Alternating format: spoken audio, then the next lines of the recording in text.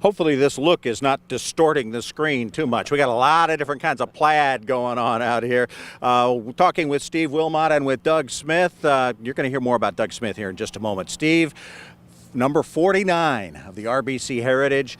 Couple of little twists for folks who are coming this year.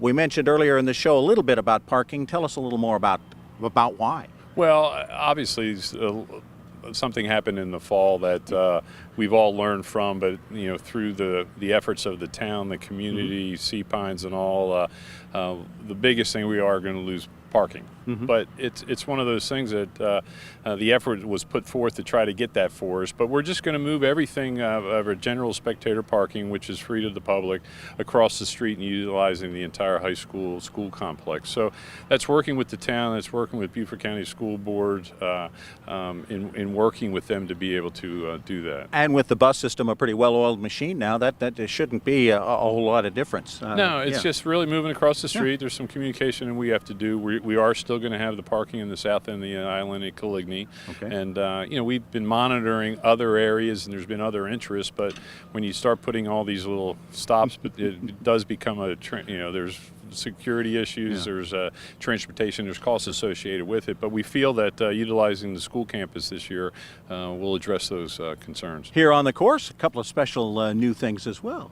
Yeah, actually, it's just, we try to every year too. We try to get better, to be better, to do better, and we try to enhance the experience for whether it's our spectators, our sponsors, the players, volunteers, and all. And we've created some things and moved some things around on the 18th Heritage Lawn, and we have the Tito's Still House, which is a new area open to the public out there and around the club, around 18. And then we've also created a wine at 9 venue between 1 and 9, which with a video board that's the same size of the one that we have out on 18, and it's an area, a gathering space with some raised viewing areas for spectators too. They can watch golf on 9, and it's upscale, and we have the Michelob 19th hole, we have the Tito's Still House, and now we have the wine at 9, and so we continue to learn ourselves and continue to try to get better. That's right. So a little bit new on the course. We've also got a new chairman,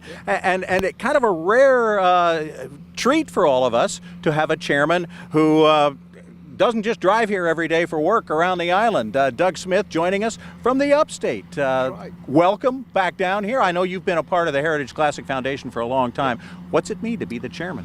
Oh, it's a great privilege for me. I mean, and it's an honor. Obviously, this place has got a lot of memories for me going back to younger days. I think Steve thought when you said 49, he was thinking age, but it's not his birthday. Trust me. Bottom line is this is such a great honor for me, and obviously I think the trustees are a little nervous. This is 2 years in a row. Hilton Header has been the tournament chairman. I think it'll probably be safe to say the 50th it'll go back to somebody from here. But it does show the expansion of the footprint of the RBC Heritage to the entire state of South Carolina. Well, what people have recognized all along is 50, now going on 50 years. The bottom line is it's a South Carolina tournament, and South Carolina recognized a few years ago that it didn't need to lose this tournament. We need to keep the PGA event here, and it's a wonderful venue, and people recognize it all around the world, and more important than that, the players love it. They love it just about as much as one other course in Georgia. Great to have you here. Great, Steve, to have you here. It is going to be a spectacular week this week.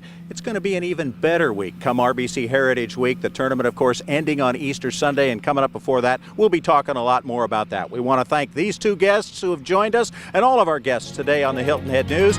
We'll be seeing you around our island home this week.